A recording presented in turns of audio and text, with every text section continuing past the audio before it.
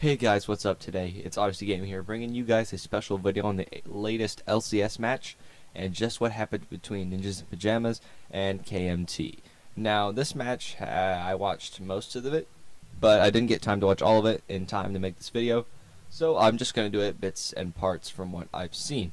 And I did see the final score output, and I do agree with what happened, and I will be explaining why in this video. I'm here mostly to discuss the importance of team engages in fights. Not only that, but the advantages of working together as a team rather than just individual skill trying to take objectives. Now, the Ninjas in Pajamas only lost because they couldn't hold a single good team fight in that game, and they had trouble working together and trying to communicate and take as many objectives as they could. The other team, KMT, were taking their jungle, they were taking more objectives, they were taking Dragon and Baron a lot more often, and more often than not, the Ninjas in Pajamas were just trying to defend off the KMT from doing anything, which means they couldn't really take the objectives because they were too busy defending them. So, and that's mostly the reason why they lost, is the objective-wise, but Ninjas in Pajamas had that individual skill that could have made them win. They just couldn't work as a team. So if they would have combined together as a team, they could have easily beat KMT. But KMT is having a good year, and Ninjas in Pajamas now is 0-2, and KMT is 2-0. So, there could be an advantage there, disadvantage. One team could be doing worse this year than the other team, but there's always reasons why. So they prevented a few takings of KMT, but they couldn't do much because KMT worked together as a team rather than just a group of 2 or 3 like Ninjas in Pajamas did trying to defend off. They actually grouped together as an entire team, so KMT ultimately reigned the victor of that match.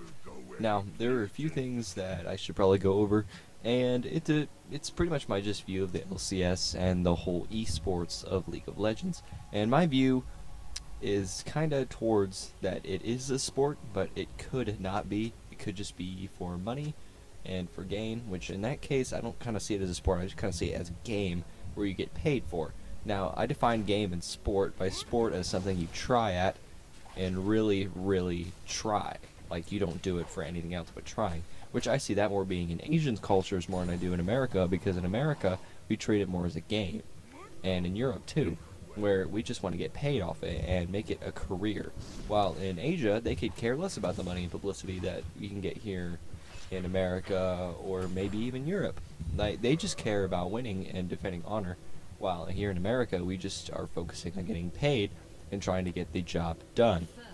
And that's mostly the reasons why Asia wins every year, because they practice more often and they try to win, and they literally have nothing dividing them between winning and losing. It's just between the different cultures that kind of influence more towards one side, working together more as a team than individual skill, getting paid. And Asia could get so much publicity by playing this game, but they choose not to, just because they want to keep to themselves and they want to practice and work as a team very well. And that's what they do. They work very well. I've seen some amazing Asian players. But these Asian players, again, they take more focus on winning than they do skill. So this, in terms, pays off for them in the end. So if you watch their gameplay and watch their games, you can notice that pretty well, like I do. So I'm not trying to preach to you guys that America is losing only because we're selfish, money-loathing jerks. But I'm just saying, Asia kind of takes it a little more seriously than we do. We don't really take it as seriously, we just see it as a game and not a sport. And it could and very well be considered a sport, and it is. It has a multi-million-dollar league, and that's not a pun. It's literally a multi-million-dollar league, and it's worth a lot of money. A lot of mobile fire games are, but people haven't entirely integrated the fact that video games can be considered sports in our society, because they've become so popular and such high numbers that people mostly only associate with video games with things like Call of Duty. Like, it's just a score game that people really don't play too competitively. It's just kind of a pastime, so to speak. But people associate it with too much stuff like that, and that it's just a game and there's nothing else about it.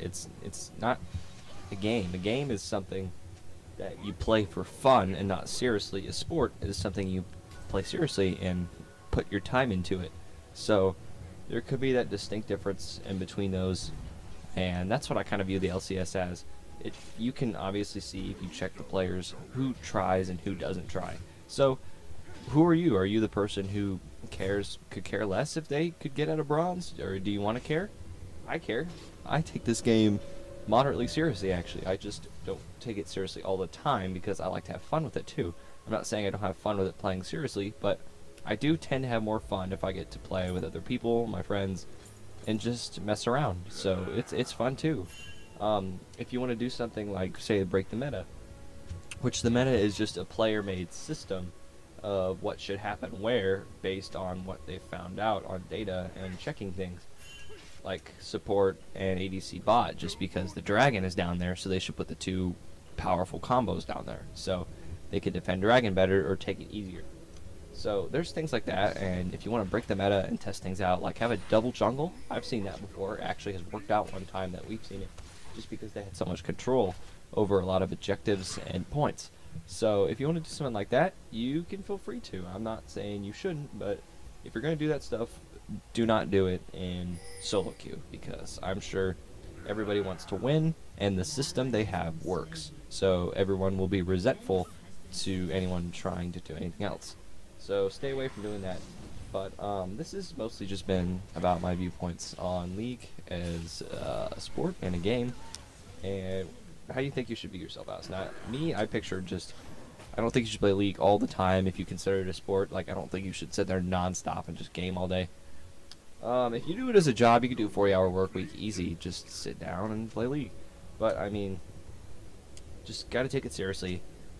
If you play competitively, I don't. I just do it for my YouTube channel, which I recently made the channel, so I'm not too big. That's why I'm just bronze. I haven't been playing for a while. I used to be gold. But I guess I'll get up there this season, and I'll record myself along the way so I can show you guys with tips and tricks, and maybe a few guide videos to show you guys how you can get there yourselves. Now, my name's Odyssey Gaming, and I'm signing off.